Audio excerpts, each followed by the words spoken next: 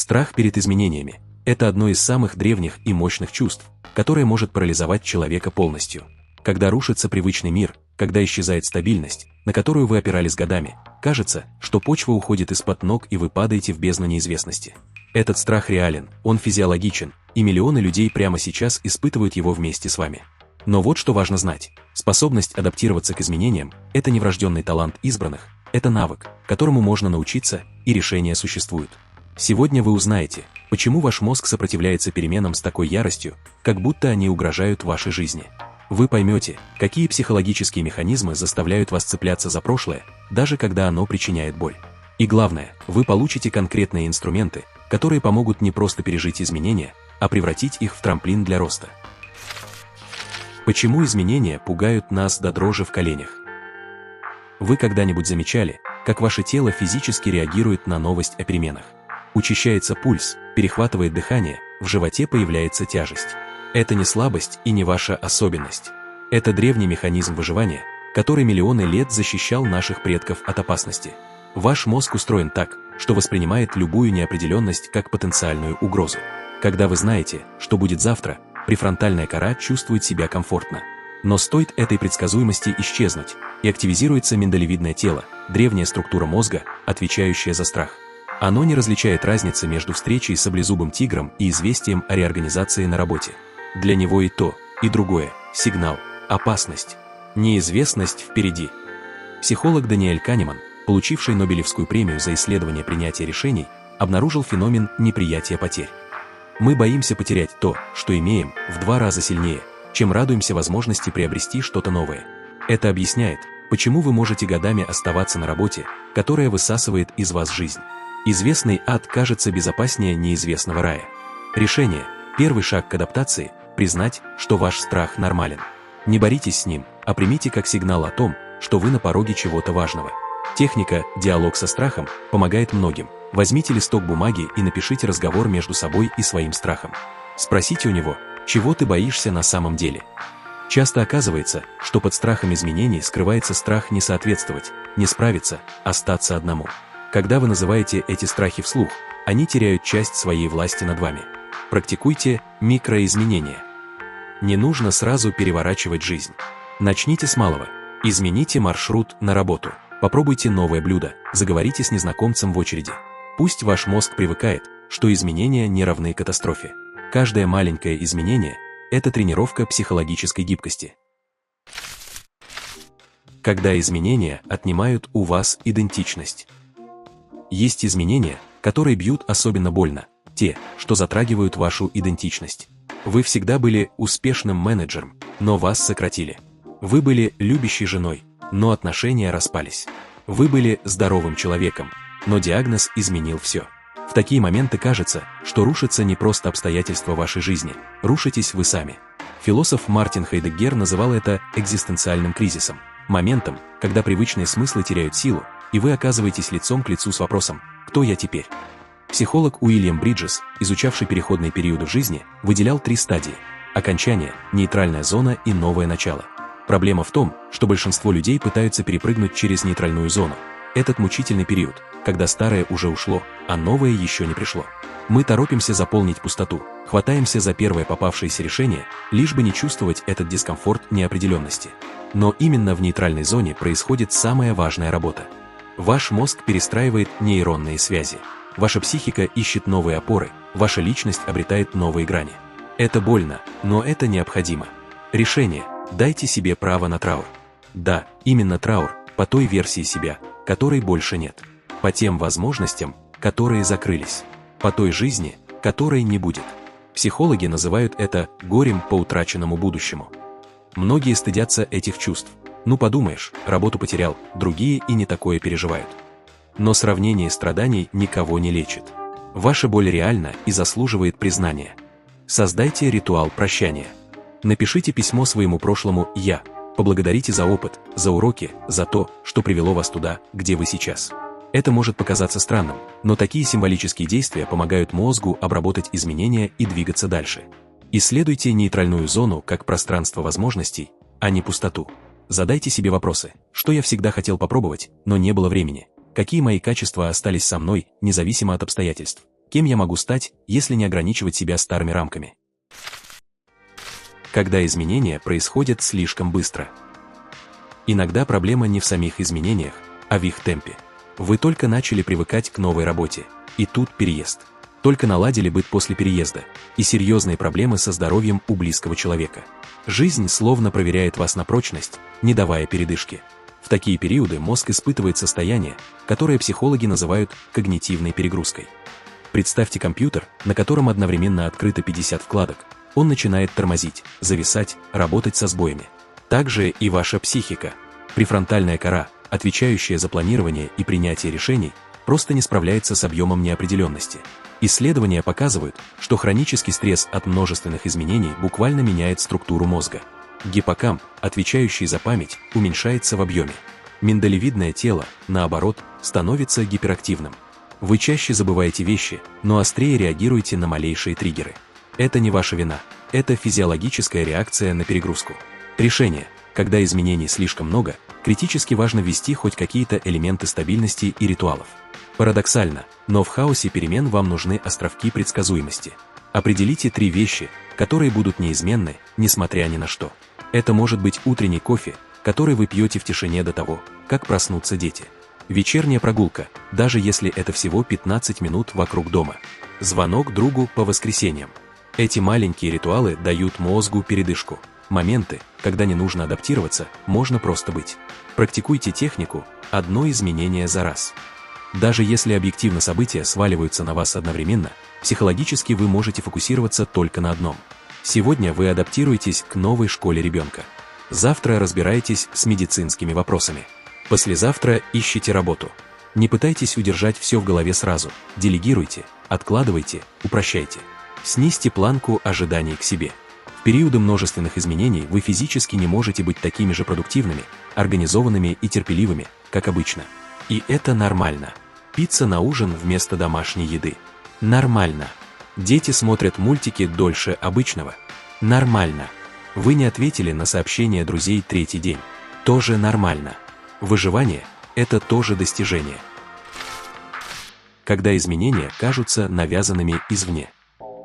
Есть изменения, которые вы выбираете сами. Новая работа, переезд в другой город, решение завести ребенка. А есть те, которые происходят помимо вашей воли. Болезнь, увольнение, развод, который вы не хотели, смерть близкого. Именно эти навязанные изменения вызывают самое сильное сопротивление. Потому что они ударяют не только по вашей стабильности, но и по чувству контроля над собственной жизнью. Психолог Мартин Селигман, изучавший феномен выученной беспомощности, обнаружил, когда человек раз за разом сталкивается с ситуациями, на которые не может повлиять, он начинает верить, что не может повлиять ни на что. Это ведет к депрессии, апатии, ощущению бессмысленности любых усилий. Философ-стоик Эпиктет 2000 лет назад разделил все в жизни на 2 категории: то, что в нашей власти, и то, что вне ее. В нашей власти – наши мысли, реакции, отношения к событиям. Вне нашей власти – действия других людей, погода, мировая экономика, болезни. Счастье, утверждал он, приходит, когда мы перестаем пытаться контролировать второе и фокусируемся на первом. Решение: начните с признания того, что произошло. Не с принятия, это придет позже. Просто с признания факта: это случилось. Я не хотел этого, но это реальность сейчас. Многие застревают в фазе отрицания или торга. Если бы я сделал то-то, этого бы не произошло, может, еще все изменится. Но отрицание крадет вашу энергию, которая нужна для адаптации. Найдите хотя бы одну маленькую область контроля. Когда кажется, что от вас ничего не зависит, критически важно обнаружить, что все-таки зависит.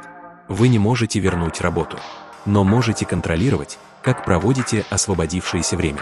Не можете изменить диагноз, но можете выбрать, как относиться к лечению, какую поддержку искать, какой информацией наполнять свой день.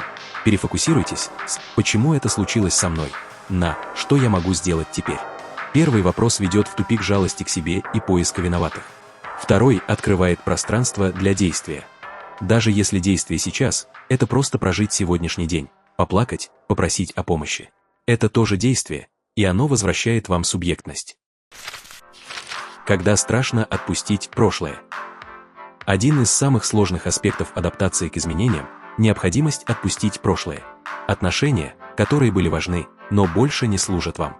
Мечты, в которые вы вкладывались годами, но которые больше недостижимы. версию себя, к которой вы привыкли, но которая больше не подходит для новой реальности. Мозг устроен так, что склонен идеализировать прошлое. Это называется ностальгией с розовыми очками. Вы помните хорошее ярче, а плохое стирается. Из-за этого отношения, которые на самом деле были токсичными, вспоминаются как в целом неплохие. Работа, которая высасывала душу, кажется стабильной и надежной. Молодость, полная неуверенности, представляется беззаботным временем. Психолог Сьюзан Дэвид, исследующая эмоциональную гибкость, говорит: мы застреваем не в самих эмоциях, а в нашем сопротивлении им. Вы держитесь за прошлое не потому, что оно было идеальным, а потому что отпустить значит признать потерю.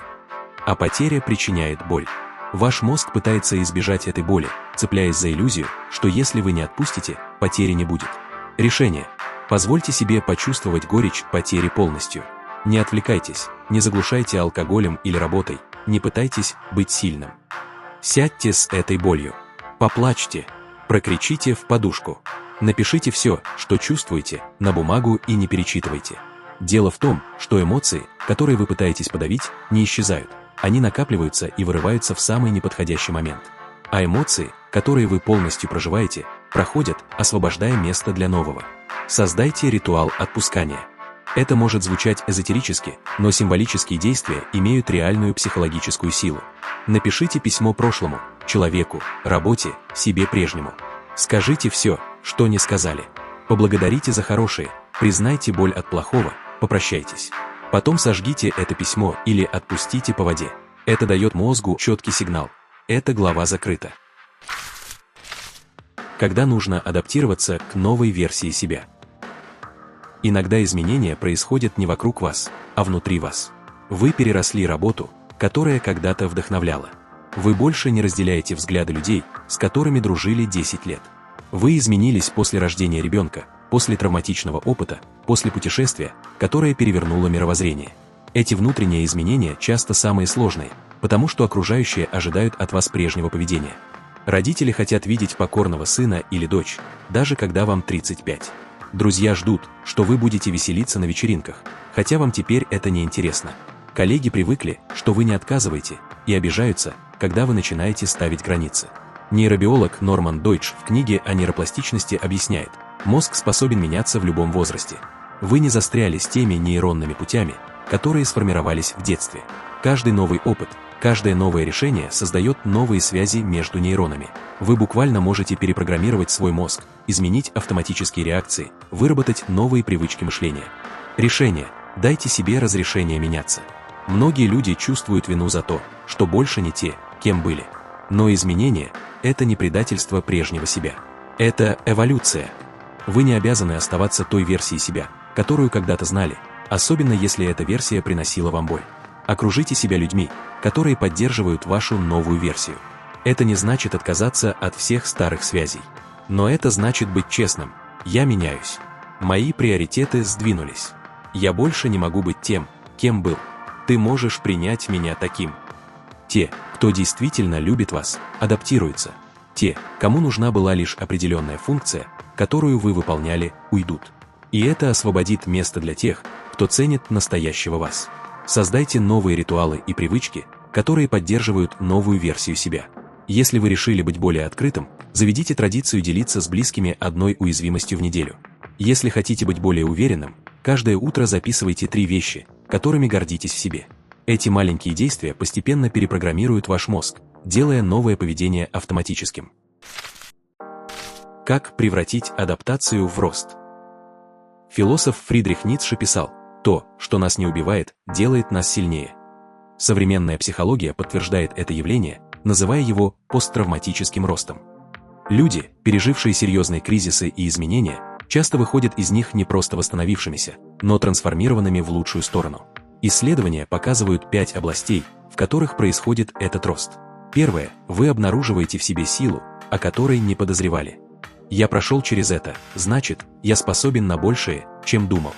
Второе. Углубляются и становятся искренние отношения с людьми. Кризис показывает, кто действительно рядом. Третье. Пересматриваются жизненные приоритеты.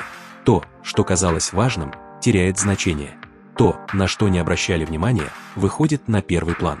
Четвертое. Усиливается способность ценить обычные моменты жизни. Пятое. Обретается новый смысл, иногда духовный, иногда философский. Решение. В момент кризиса очень сложно думать о росте, вы просто выживаете. И это правильно. Но когда острая фаза пройдет, задайте себе эти вопросы. Чему меня научило это изменение? Не в духе «все к лучшему», а честно. Может, вы научились просить о помощи. Может, поняли, кто ваши настоящие друзья. Может, обнаружили ресурсы, о которых не знали. Какие мои ценности стали яснее после этого опыта? Что действительно важно? Часто кризис – это фильтр, который отсеивает наносное и оставляет суть. Какие возможности открылись, которых не было бы без этого изменения? Это не означает, что изменение было хорошим. Но даже в плохом бывают неожиданные повороты. Человек, потерявший работу, может открыть собственное дело. Женщина, пережившая развод, может впервые познакомиться с собой вне отношений. Ведите дневник роста. Раз в неделю записывайте одну маленькую победу, один момент силы, одно осознание. Через полгода вы перечитаете эти записи и увидите путь, который прошли. В моменте изменения кажутся хаосом. В ретроспективе видна траектория роста. Заключение. Вы сильнее, чем думаете. Адаптация к изменениям – это не разовый навык, который можно освоить и забыть. Это практика длиною в жизнь. Мир будет продолжать меняться. Вы будете продолжать меняться. И это не проблема, которую нужно решить. Это реальность, в которой нужно научиться жить. Но вот в чем секрет. Каждое изменение, через которое вы проходите, делает вас чуть более устойчивым к следующему. Каждый кризис, который вы переживаете, доказывает вам, что вы способны пережить кризисы. Ваш мозг запоминает: «Я был в неопределенности раньше. Я выжил. Я даже вырос». И в следующий раз, когда грянут перемены, где-то глубоко внутри будет голос: «Ты справишься. Ты уже справлялся». Вы не всегда будете справляться идеально. Вы будете срываться, отступать, сомневаться. Будут дни, когда захочется спрятаться под одеяло и чтобы мир оставил вас в покое. И это нормально. Адаптация – это не прямая линия вверх. Это зигзаг с откатами назад, зависаниями на месте и неожиданными скачками вперед. Главное – продолжать двигаться. Даже если шаги маленькие. Даже если иногда это просто шаг из кровати в душ. Движение – противоположность застревания. А застревание – это единственное, чего действительно стоит бояться. Поделитесь в комментариях, через какие изменения вы проходите сейчас, или какие изменения в прошлом сделали вас тем, кто вы есть. Ваша история может стать поддержкой для тех, кто сейчас в самом центре бури. Иногда знание, что кто-то прошел через это и выжил, дает силы продолжать. Будьте этой силой для кого-то. И позвольте другим быть силой для вас. Изменения неизбежны. Но то, кем вы становитесь благодаря им, это ваш выбор. Выбирайте рост. Выбирайте себя. Выбирайте жизнь, даже когда она пугает. Особенно, когда она пугает. Потому что именно там, на краю известного, начинается все самое интересное.